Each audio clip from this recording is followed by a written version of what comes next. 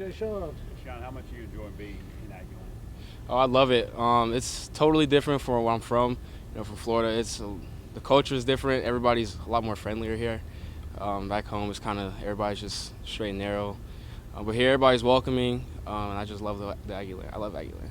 So you lived really close to the coast down there, right? Yeah, but so how often did you go?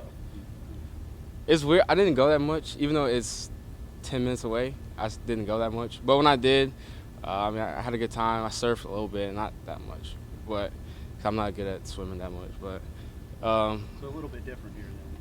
yeah, I haven't seen the ocean in a long time, shit like that. Watching you on the field, you're running back, receiver, returning. How big a part of this team do you think you could be this year? Big part. Coach Fisher likes guys who can do everything, as far as running the ball, catching the ball, being able to return, pass pro, and just being a high IQ guy. So I feel like I play a big role in this offense and for this team. How much difference then without Travion here, you kind of stepping up into that number one running back spot? It's a lot different. Travion, he was like a big brother to me. He taught me, a lot of leadership skills and just to be a good person on and off the field. So now that he's gone, I'm kind of trying to inherit the things that he taught me and spread it with other running backs. What are some of those things he taught you? Just being more vocal, because I'm kind of a lead by example, but sometimes you got to use your voice, and just working hard. Do you still keep in contact with him at all, or you checked in with him, asked him any advice or anything? Yeah, a couple weeks ago, he was here before they went to training camp. I was at HEB just buying groceries, and he kind of snuck up on me. So it was a good moment. I haven't seen him in a long time. And whenever I have questions about football or just anything personal, he's always there to help me. Is there anything that Travion could do that you can't do? No, we pretty much, our games are just alike. So I don't think there's no difference there. What do you think you're capable of this year? Catching the ball, protecting, returning, pretty much everything. All-purpose, being an all-purpose guy, and then also being a leader off the field. With the younger guys, trying to bring everybody up together. Spoke with another former teammate of yours, Kwame Gatway, last week, and he was praising your intelligence. So that means quite a bit coming from a guy like that, right? Yes, sir. Kwame, he was definitely he was my locker mate. So I learned a lot from Kwame, as well as T. Will. On and off the field, I could talk to him about anything. Even with school, when I needed help, Kwame was always there to help. So Kwame I definitely love Kwame. What would you say you learned from Travion? Like I said, leadership and also just being accountable. Because nobody likes a guy who's either missing meals or late to workouts, late to study hall. So he just taught me how to be accountable for everything that I do and just being on time. So I think it was about 2 days after Coach Fisher came here that you decommitted. What went into that whole process that you decided to leave your home state and head across the Gulf?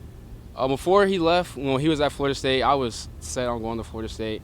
So when he got the job out here, I kind of backed away because I didn't know the stability. So I just decommitted, and then once he got the job out here, he reached out to me. He was like, "Just come see it for yourself," because I didn't know anything about Texas A&M. I didn't even have an offer from any Texas schools. So when I came out here, it just blew me away. So I just fell in love with the place, and I just decided to come here. What was it about it that blew you away? When you say it blew you away? At first, it was the stadium. I was like 30, 45 minutes away from the school, and I could see the stadium on the horizon, and I was like, wow, I didn't even know. Just the coaches, the culture, the people, the facilities, academic, everything blew me away.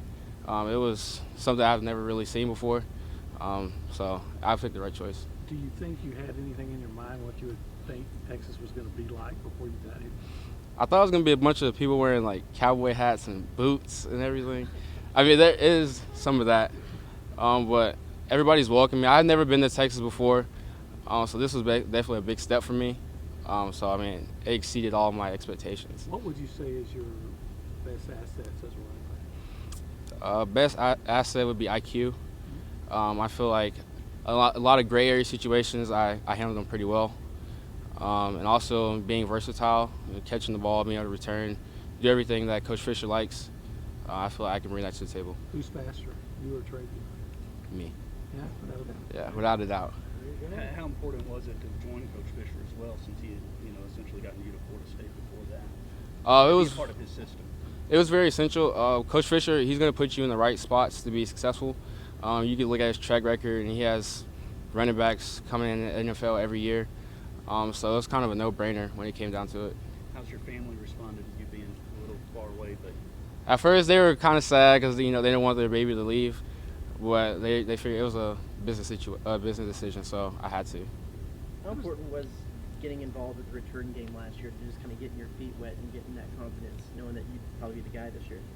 It was a big step.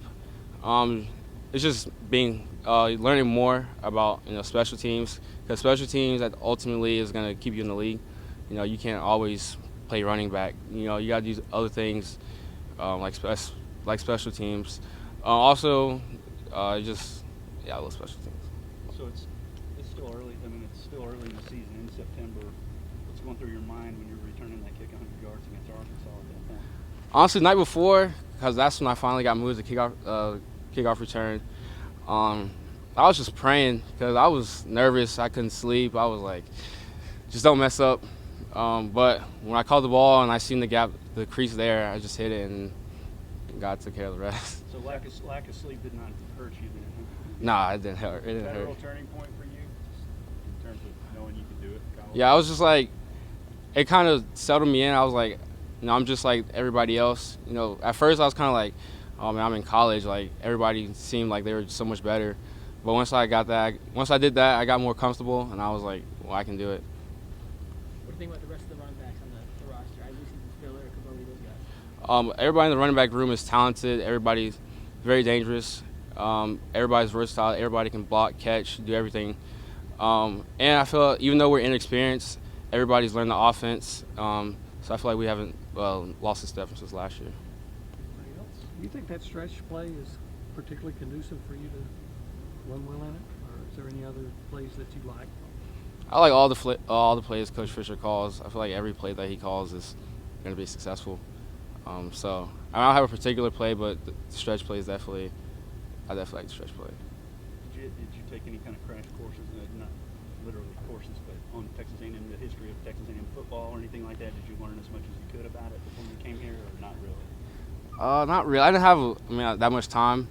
When I was on my official visit, they were kind of taking me around, showing me like the statues and what they meant.